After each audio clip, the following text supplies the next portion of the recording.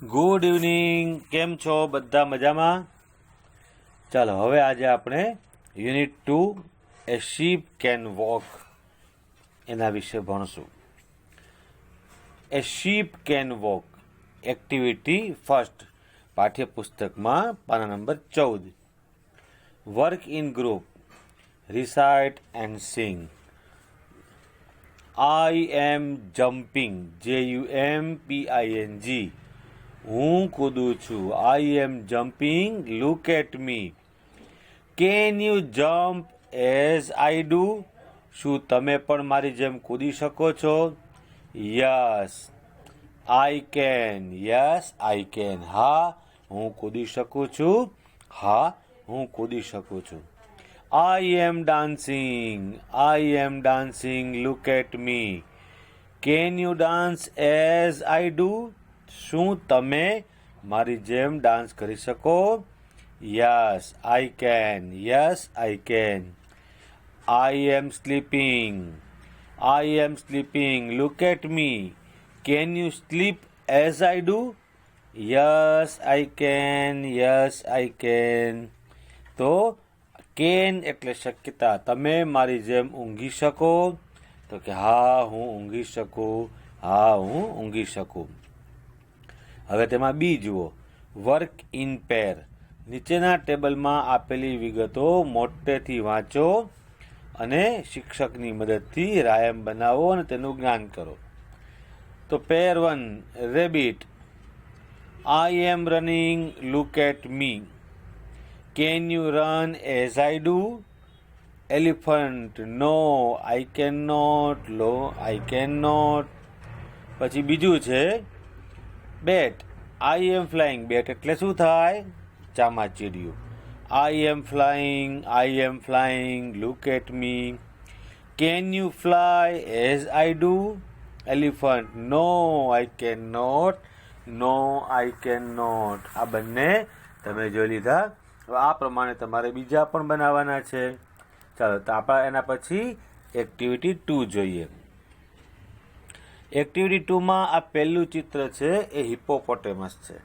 Hippopotamus એટલે જળઘોડો. HIPPOPOTAMUS. Hippopotamus can. હવે આ બધા ફેક્ટ્સ છે.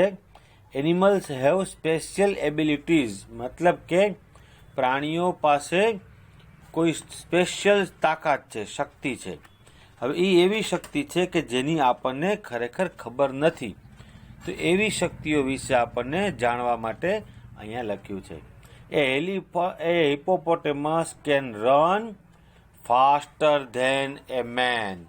મતલબ કે હિપ્પોપોટેમસ માણસ કરતાં વધુ ઝડપે દોડી શકે છે. આ આપણને ખબર નથી તો આપણે કહો હિપ્પોપોટેમસ આમ હશે, પણ હિપ્પોપોટેમસ માણસ કરતાં વધુ ઝડપથી દોડી શકે છે. પછી a rat can last longer without water than a camel. A rat can last longer એટલે કે ઉંદર છે એ ઊંટભાઈ કરતાં પણ વધુ લાંબો સમય પાણી વગર રહી શકે છે. એનો બીજો. પછી ધ સાઇબેરિયન ટાઈગર. આ ખાસ યાદ રાખજો બાળકો તમારા બધા. The Siberian tiger is the largest cat in the world. It weighs up to 300 kilograms. It can eat 27.2 kilogram of meat at one time. એટલે કે આનો અર્થ એમ છે કે સાઇબેરિયન ટાઈગર છે તે લાર્જેસ્ટ, લાંબામાં લાંબી એની જાતિ છે ને એ બિલાડીની જાતિ કહેવાય, પણ લાંબામાં લાંબો વાઘ છે. એનું વજન 300 કિલોગ્રામ સુધી હોય છે અને it can eat 27.2 kilogram of meet. તે એક સમયે એક સાથે 27.2 કિલોગ્રામ જેટલું માંસ ખાઈ શકે છે. પછી A crocodile cannot move its tongue and can't chew.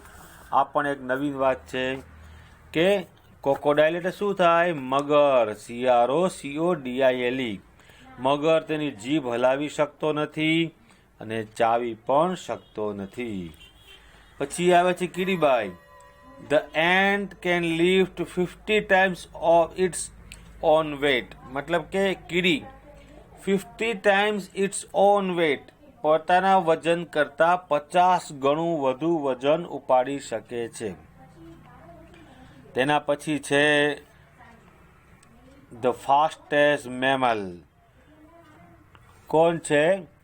Dolphin. Dolphin can swim up to 56 kilometers per hour. સૌથી ઝડપી સસ્તન પ્રાણી ડોલ્ફિન કલાકના 56 કિલોમીટરની ઝડપથી તરી શકે છે. કલાકના 56 કિલોમીટરની ઝડપથી તરી શકે છે. અને આ છેલ્લે છે જીરાફ ભાઈ. A giraffe can clean its ears with its 21-inch long tongue. જીરાફની જીભ 21 ઇંચ લાંબી હોય છે. તે તેનાથી પોતાના કાન પણ સાફ કરી શકે છે. આપણે નેક્સ્ટ પેજ ઉપર હવે એક્સરસાઇઝ જોઈએ. તો એક્ટિવિટી 3 જુઓ. તો work in pair, read the Nikita can do or what she can not, mark tick or cross for Nikita. સાચું કે ખોટું કરો. હેલો આઈ એમ, પહેલાં તમે વાંચી લ્યો. સાઈડનો જે ફકરો છે ને એ પહેલાં આપણે બધા વાંચી લઈએ. Hello I am Nikita. What can I do? Well, I can play tabla very well. I can play volleyball but can not play kabaddi. I can speak Hindi well but I can not write Hindi. I can swim but I can not ride a bicycle. પછી હવે એક્સરસાઇઝમાં જોવાનું છે. તો play તબલા, તો તબલા વગાડી શકે છે. એને લખ્યું છે well. I can play tabla very well, તો તબલામાં ટીક કરો. પછી સ્પીક હિન્દી, તો જો છેલ્લેથી બીજી લાઈનમાં I can speak Hindi well but I can not write Hindi, તો સ્પીક હિન્દીમાં પણ યસનું ટીક કરો. પછી swim, I can swim but I can not ride a bicycle, તો સ્વિમમાં પણ ટીક કરો.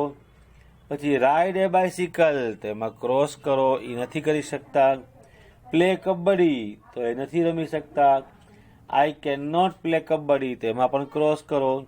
રાઇટ હિન્દી, એ પણ નથી કરી શકતા, તો એમાં પણ ક્રોસ કરો.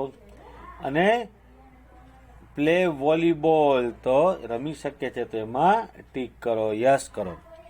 ચાલો તેના પછીની એક્સરસાઇઝ છે રાઇટ ઇન પેર્સ. નિકિતા માટે જેમ ટેબલ તૈયાર કર્યું તેમ તમારા 3 મિત્રોને પ્રશ્ન પૂછો. હવે તમારે 3 મિત્રો પહેલા નક્કી કરવાના છે. My friend name 1, my friend name 2, my friend name 3. બધાએ એક રફ નોટમાં આ 3 કોઠા બનાવવાના. પછી સામે બધી એક્ટિવિટી લખવાની છે. જુઓ, paint, fly kites, Cook food, speak English, drink a liter of milk, play flute, eat 100 laddus at a time, sing, create a file in computer, stitch a shirt અને ride a bicycle.